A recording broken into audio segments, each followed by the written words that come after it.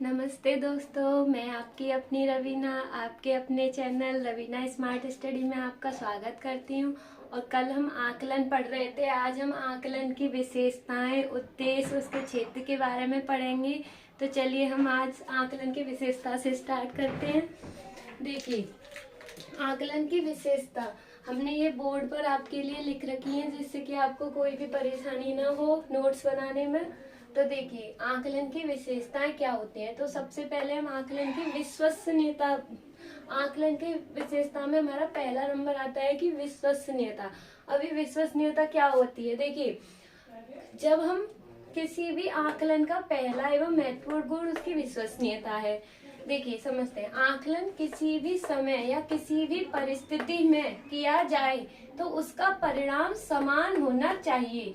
अर्थात देखिए, हम आकलन करते हैं तो उसका हमारा पहला उद्देश्य होता है विश्वसनीयता। इसका मतलब है कि जब हम किसी बच्चे की परीक्षा लेते हैं तो अगर हम उसको उसी परीक्षा को दोबारा लें, यानी जो हमने प्रश्न पत्र या क्वेश्चन पेपर हमने आज बच्चे से कराया है और उसमें उसके 20 में से 19 अंक आए हैं, और अगली बार भी हम उसी प्रश्न पत्र को बच्चे से दोबारा करवाएं तो उस बार भी उसके 19 ही अंक आने चाहिए, तो ही आपका प्रश्न पत्र विश्वसनीय माना जाएगा। ऐसा नहीं है कि आज 19 आए हैं और कल कराने पर उसके 14 ही रह जाएं, तो वो प्रश्न पत्र विश्वसनीय नहीं माना जाएगा। यानी कि समान, किसी भी परिस्थिति में उसके जो उसकी विश्वसनीयता है, उसके परिणाम जो है वो समान होने चाहिए। देखिए, यहाँ पर हमने उदाहरण भी लिखा है कि अगर विद्यार्थी की पुनः परीक्षा ली जाए तो उसके पहले प्राप्त अंक और दोबारा उसी परीक्षा लेने के बाद के अंक समान होने चाहिए। देखिए, 1-2 नंबर तो कोई दिक्कत नहीं होती, अगर उसका 18 आया तो भी वो विश्वसनीय है, लेकिन ऐसा नहीं है कि उसके 14 ही नंबर आ रहे हैं तो उस प्रश्न पत्र को हम विश्वसनीय नहीं मानेंगे। कहने का मतलब है कि किसी भी परिस्थिति में, किसी भी समय पर अगर हम बच्चे का आकलन कर रहे हैं तो उसका जो परिणाम है हर समय समान आए, हर परिस्थिति में। इस बार भी जो हमने आकलन किया है वो भी समान आए, और अगली बार भी हम जब उसका आकलन करें तो वो उसका भी परिणाम समान आए। ठीक है, तो मुझे उम्मीद है आपको विश्वसनीयता समझ आई होगी। इसी विश्वसनीयता, यानी इसको इंग्लिश में भी हम रिलायबिलिटी बोलते हैं। इसके इंग्लिश में भी आप इसे याद रखिएगा। अब देखिए, वैधता यानी कि वैलिडिटी। अब देखिए, वैलिडिटी क्या होती है। वैध आकलन वही होता है जो वास्तव में उन्हीं उद्देश्यों का आकलन करे जिसके लिए उसका निर्माण किया गया है। यहाँ पर क्या था कि उसका परिणाम हमेशा समान होना चाहिए। यहाँ पर है कि हम बच्चे के लिए ऐसा ही प्रश्न पत्र बनाए जो हमें जिस उद्देश्य की उस बच्चे से प्राप्ति करनी है। देखिए, अगर हमें बच्चे का बुद्धि का परीक्षण लेना है और हम उसके लिए जैसे कि मान लीजिए बुद्धि के परीक्षण के लिए हमने क्या किया, हमने कुछ गेम्स का परीक्षण दे दिया, तो ये उसके लिए उस उद्देश्य की प्राप्ति का नहीं हो रहा कि खो खो क्या होता है। ऐसे तो उससे हमें उद्देश्य प्राप्त नहीं हो रहा। उसे जानकारी है, वो तो डेली खेलता है उसे, लेकिन अगर हमें बुद्धि का परीक्षण लेना है तो हम उसके रीजनिंग का पेपर ले सकते हैं, उसकी मैथ का पेपर ले सकते हैं, जिससे कि उसके और बुद्धि के परीक्षण भी होते हैं जो वैज्ञानिकों ने बनाए रखे हैं उनका।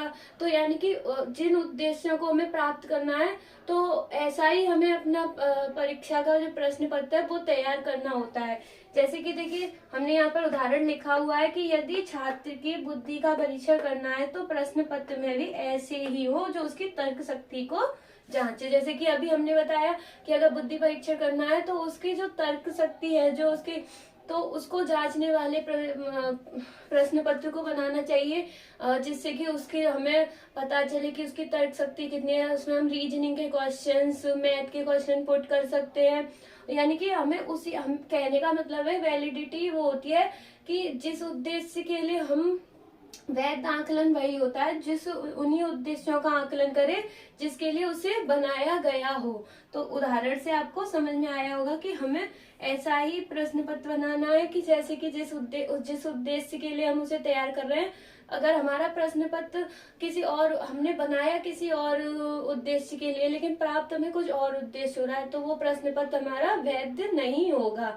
तो हमारा प्रश्न पत्र वैध कब होगा, जिस उद्देश्य के लिए हमने बनाया और वो हमें उसी उद्देश्य की प्राप्ति करा रहा है। तो चलिए अब हम तीसरा पढ़ते हैं, मानकीकरण यानी स्टैंडर्डाइजेशन।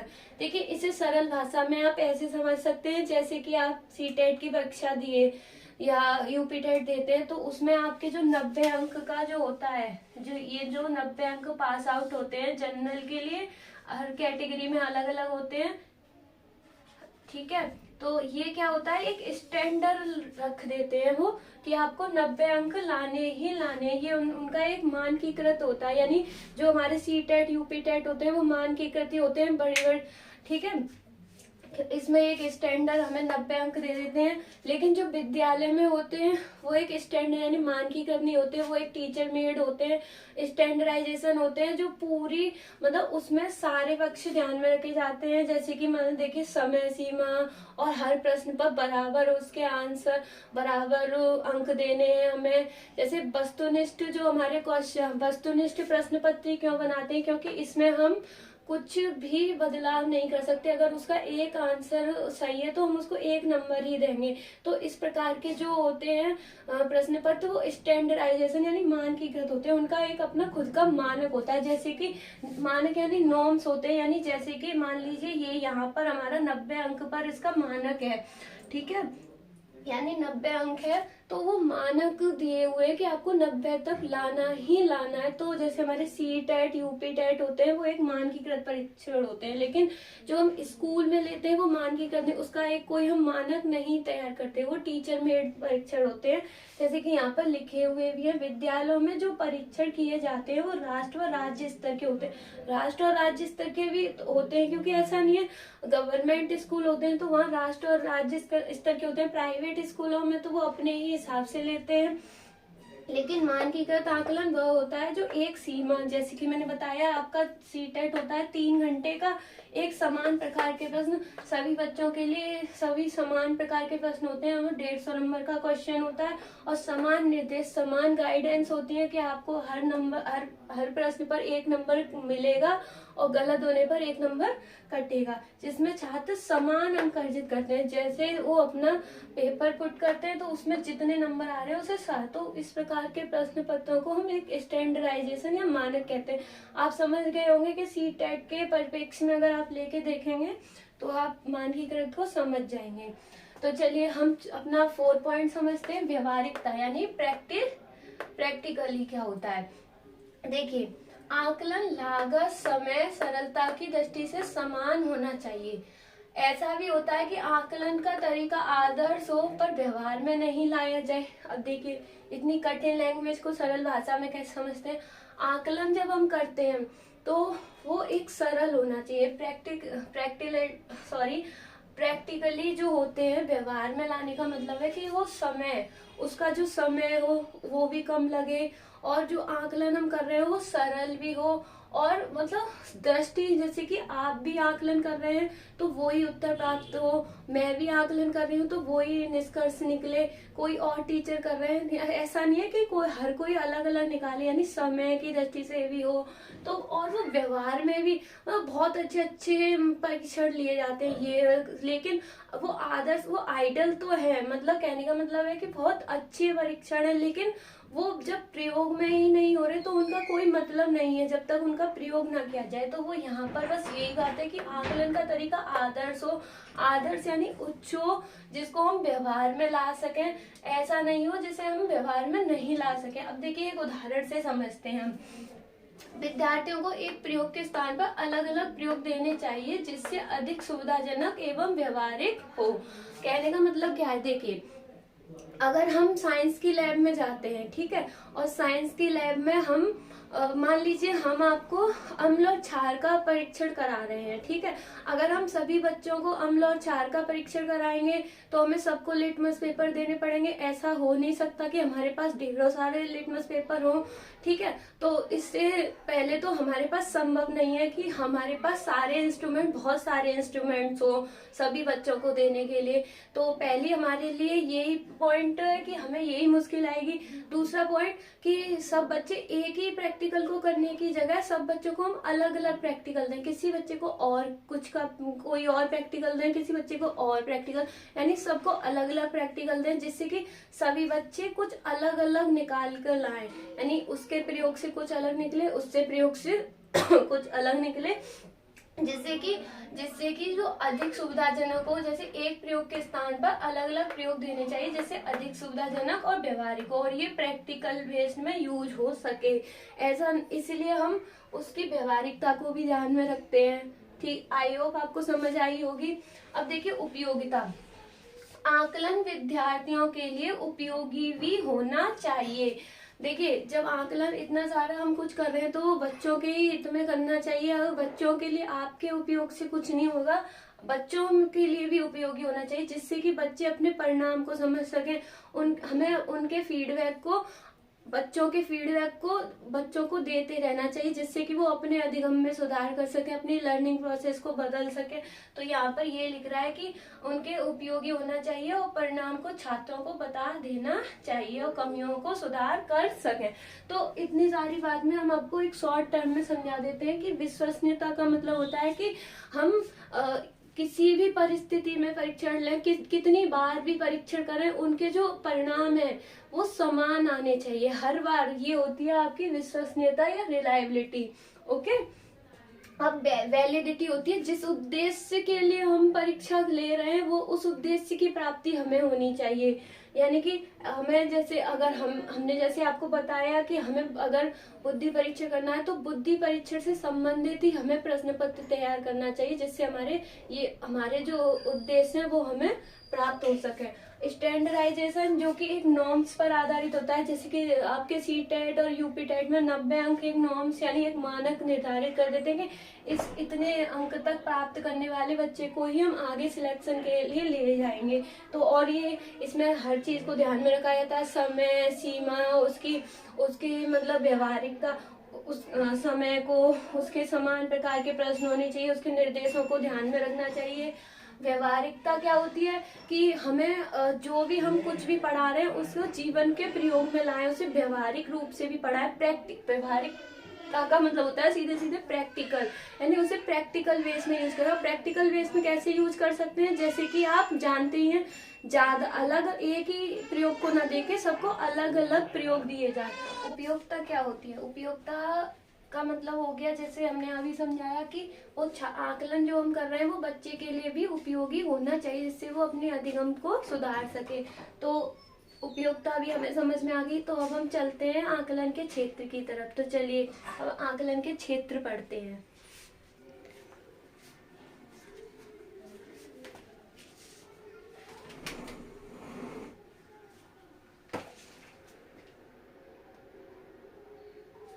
देखिए अब हम पढ़ते हैं आकलन के क्षेत्र।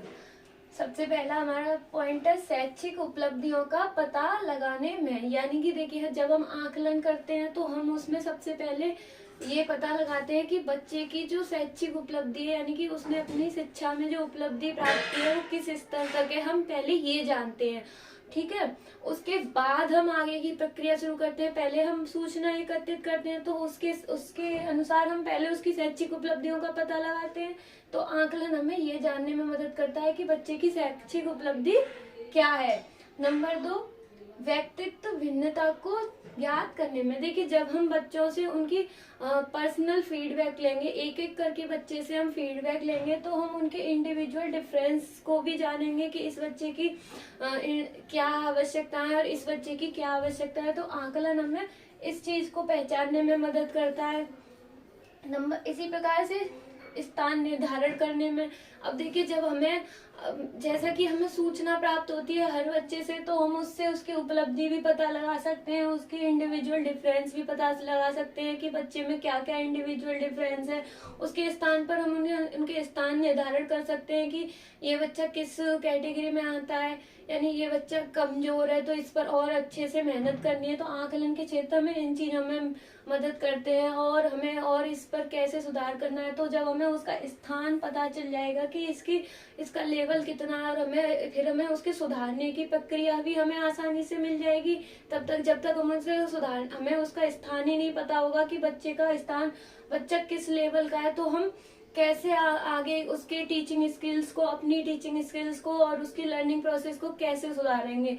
इसी प्रकार से गुणवत्ता यानी अपनी उस क्वालिटी का निर्धारण करने में, जब हम जो टीचिंग कराएंगे तो उसकी क्वालिटी हमारे आकलन पर ही निर्भर करती है। जब हमें बच्चे का फीडबैक मिलेगा तभी तो हम अपनी क्वालिटी को सुधारेंगे कि हमें किस प्रकार से, जैसे अगर आप हमें फीडबैक देते हैं, अगर हमें कमेंट के थ्रू, तो हमें पता चलेगा कि हमारी जो टीचिंग स्किल्स है वो अच्छी है या बुरी, उसी के अकॉर्डिंग हम आपसे जो हमें सूचना मिलेगी उसी के अकॉर्डिंग हम उसे और सुधारेंगे और बेहतर करने का प्रयास करेंगे। तो इसी प्रकार बच्चों के लिए भी यही लागू होता है पूर्व अनुमान यानी प्रिडिक्शन लगाने में। अब जैसे देखिए इसके लिए हम एक उदाहरण जैसे मौसम विभाग के लोग पहले से अनुमान लगा लेते हैं कि आज बारिश होने वाली है, तो वो पहले असेस करते हैं, यानी कि वो विभिन्न यंत्रों के माध्यम से सूचना प्राप्त करते हैं कि आज ना, तो इसी प्रकार से आज बारिश होने वाली है, और तो वो पहले से ही उसका प्रेडिक्शन यानी उसकी भविष्यवाणी कर देते हैं। इसी प्रकार से बच्चे के लिए भी जब हम सूचना प्राप्त करते हैं कि बच्चे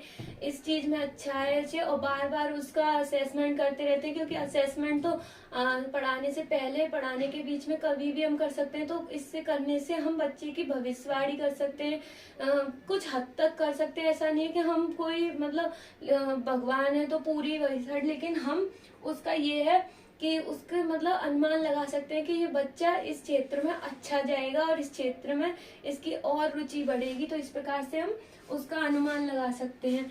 अनुसंधान करने में, अनुसंधान से तात्पर्य जैसे हम रिसर्च फील्ड में कोई भी व्यक्ति कार्य कर रहा होता है, तो वहां पर जो भी प्रॉब्लम्स होती हैं, जो भी मौसमी घटनाएं होती हैं, उनकी पहले हम सूचना एकत्रित करते हैं। या हम किसी भी रिसर्च फील्ड में, या मान लीजिए हम बुद्धि परीक्षण पर ही कार्य कर रहे हैं, तो उससे पहले हमें सूचनाएं चाहिए, यानी असेसमेंट की जरूरत हमें हर जगह होती है। तो अनुसंधान में भी पहले हम जब अनुसंधान करते हैं तो उसमें भी हमें पहले असेसमेंट करना होता है। जिस भी चीज का अनुसंधान कर रहे हैं उससे सूचनाएं प्राप्त करनी होती है, उसके बाद ही हम उस फील्ड में उस कार्य को और बेहतर तरीके से कर पाएंगे। तो आकलन का क्षेत्र इन पॉइंटों को और बढ़ाने में मदद करता है। तो इस प्रकार से आकलन बहुत ही इम्पोर्टेंट हो जाता है। इसी प्रकार से आकलन के क्षेत्र आपको समझ आए होंगे। अब देखिए आकलन के उद्देश्य के बारे में हम समझते हैं। अगर हम बच्चे के संदर्भ में देखते हैं तो हम सबसे पहले आकलन के उद्देश्य में, हमारा पहला उद्देश्य होता है कि हम ये जाने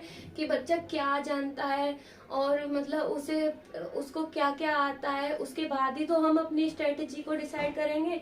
इसी प्रकार से बच्चे की आवश्यकताएं क्या क्या है, कौन सी उसकी एक स्पेसिफिक उसकी नीड है जो हमको पूरी करनी है, और मतलब इसी हिसाब से हम उनका उचित स्थान निर्धारण करने में, यहाँ भी यही बात थी, लौट फिर के सारी जगह यही बातें आ रही हैं। उनका हम स्थान निर्धारण कर पाएंगे कि अच्छा बच्चे को ये आवश्यकता है तो बच्चे को यहाँ पर हमें ये चीज देनी चाहिए, और बच्चे का स्थान हमें पता चल गया कि इसकी कमजोरी ये है तो इसको ये कराना चाहिए। अगर इसको मैथ में कमजोरी हो रही है तो इसके लिए मैथ को और अच्छे से और सरल भाषा में पढ़ाना चाहिए। तो इस प्रकार से और हमें बच्चों की आवश्यकता के अनुरूप पाठ्यक्रम का चयन करना चाहिए। यह मान लीजिए आप तो बहुत अच्छा पढ़ाते हैं लेकिन बच्चे को कुछ समझ ही नहीं आ रहा, क्योंकि बच्चे का बुद्धि का लेवल इतना है ही नहीं, तो आपको उसी हिसाब से अपने पाठ्यक्रम को भी बदलना चाहिए, उसे सरल करना चाहिए। पहले बच्चे को छोटे छोटे यूनिट वाइज, ये छोटे छोटे टॉपिक वाइज पढ़ाना चाहिए, फिर धीरे धीरे उसे कठिन की तरफ ले आना चाहिए। यहाँ पर सरल से कठिन की ओर बच्चे को पढ़ाना चाहिए। इसी प्रकार से आकलन का दूसरा उद्देश्य परिवार के संदर्भ में। अब देखिए आकलन से सिर्फ बच्चे के लिए नहीं, इससे बच्चे के माँ बाप को भी फीडबैक मिलता है, यानी माता पिता को बच्चे के अधिगम की जानकारी देने के लिए आकलन का उद्देश्य होता है कि जब हमें खुद पता चलेगा बच्चे की क्या कमजोरियां हैं और क्या क्या उसे जरूरत है, तभी तो हम बच्चे के माँ बाप को भी फीडबैक दे पाएंगे। तो इस हिसाब से, और फिर उनके बच्चों के माँ बाप से भी हमको फीडबैक लेना चाहिए कि बच्चे को किस किस चीज की जरूरत है, बच्चा कहाँ पर कमजोर है। तो आकलन हर क्षेत्र में कार्य करता है और उसके उद्देश्य परिवार के संदर्भ में माता पिता को भी उसकी जानकारी मिलती है, शिक्षक को भी उसकी जानकारी मिलती है, और इसी प्रकार से बच्चे को भी उसकी जानकारी मिलती है। नंबर 2, घर की गतिविधि से स्कूल की गतिविधि को जानने के लिए। अब जैसे बच्चा क्लास में बहुत ज़्यादा शोर करता है, बहुत ज़्यादा उद्दंडी है, और मान लीजिए घर में चोरी, मान लीजिए स्कूल में किताबें चुराता है, पेंसिल चुराता है, तो जब हम उसकी घर की गतिविधियों को जानेंगे, उसके माता पिता का भी आकलन करेंगे, उनसे सूचनाएं लेंगे, तो उससे हमें पता चलेगा कि बच्चा गरीब वर्ग से है, या फिर बच्चे के घर का व्यवहार ही ऐसा है जिसमें चोरी वगैरह की जाती है, तो इस हिसाब से बच्चे में भी ये त्रुटियां आई हैं। तो इस प्रकार से हमें उस बच्चे का फीडबैक आकलन से मिलता है। तो ये उद्देश्य होते हैं हमारे कि हम बच्चे की गतिविधि, स्कूल की गतिविधि से भी हम जान सकते हैं, घर की गतिविधि से भी जान सकते हैं कि वो स्कूल में ऐसी गतिविधि क्यों कर रहा है, ये इसका लाभ भी बोल सकते हैं हम उद्देश्यों को। अब देखिए, छोटे बच्चों के अध्यापक है तो अब फीडबैक सिर्फ, जैसा कि मैंने बताया कि सिर्फ छात्रों के लिए नहीं होता है, अध्यापक के लिए भी हमको फीडबैक लेना हमें भी जरूरी होता है। हमारा फीडबैक भी बच्चों तक पहुंचे, ये भी बहुत इम्पोर्टेंट होता है। तो देखिए, जैसे कि बच्चों के कौशल, योग्यता, आवश्यकताओं की पहचान करने में, अब देखिए टीचर के लिए इम्पोर्टेंट हो जाता है कि उस बच्चे की स्किल्स क्या है, उसकी एबिलिटी क्या है, ठीक है, उसकी नीड्स क्या है, ये जानना बहुत जरूरी हो जाता है। जब भी वो अपनी टीचिंग स्ट्रेटजी को बदल पाएगा, उसी हिसाब से बच्चे को पढ़ा पाएगा। जब तक उसे बच्चे के बारे में ही नहीं पता होगा तो वो बच्चे को क्या पढ़ाएगा, वो तो बस लिख के चला जाएगा, बच्चे को कुछ समझ में नहीं आएगा। इसी हिसाब से देखिए, शिक्षण सामग्री के चयन हेतु, अब जब आपको बच्चे के बारे में सारी जानकारी हो जाएगी तो आप उसके हिसाब से शिक्षण सामग्रियों को चयन कर पाएंगे। इसी हिसाब से तीसरा पॉइंट है बच्चों की व्यक्तिगत आवश्यकताओं को जानने को हेतु। अब आप जब आप असेसमेंट करेंगे तो उसका एक उद्देश्य हो जाएगा कि आप बच्चे की व्यक्तिगत इंडिविजुअल आवश्यकताएं क्या क्या हैं, आप उनको भी जान पाएंगे। तो उस हिसाब से आप अपनी टीचिंग स्ट्रेटेजी को भी बदल पाएंगे, और कक्षा में और अपनी जो क्लासरूम है उसकी व्यवस्था को भी बदल पाएंगे। जैसे बच्चे की आवश्यकता है, अगर बच्चा जैसे बच्चा थोड़ा सा दिव्यांग है, जैसे उसके थोड़े पैर में कमी है या कुछ, तो उसको हम ऐसी चेयर या उसकी व्हील चेयर जो है उसको रखने की एक पर्टिकुलर हमें व्यवस्था करनी है। या फिर बच्चे को थोड़ा सा देखने में प्रॉब्लम है तो हम उसे आगे बैठा सकते हैं। तो इस प्रकार से हम कक्षा की व्यवस्था भी कर सकते हैं। तो इस हिसाब से बच्चों की व्यक्तिगत आवश्यकताएं भी पता चल जाएगी। तो कहने का मतलब है कि जब हम बच्चे का असेसमेंट करते हैं तो हम बच्चे की आवश्यकताएं और उस अपनी कक्षा की व्यवस्था, शिक्षण सामग्री, इन सबको हमारी सुधारने में मदद मिलती है। तो आकलन का ये टॉपिक यहीं पर खत्म होता है। अब अगर आपको हमारी वीडियो अच्छी लगती है तो प्लीज़ लाइक कीजिए, सब्सक्राइब कीजिए, बेल आइकन को प्रेस करना ना भूलिए और शेयर भी कीजिए। और प्लीज़ आपको कौन सा टॉपिक पढ़ना है आप हमें ये कमेंट में ये बताइए, जिससे हम अगली वीडियो आपके लिए वही बनाएं। और अगर आपको हमारी टीचिंग थोड़ी सी भी अच्छी लगती है तो प्लीज़ हमें सपोर्ट कीजिए। आपके सपोर्ट से ही ये चैनल आगे बढ़ सकता है। Thank you. वंदे मातरम।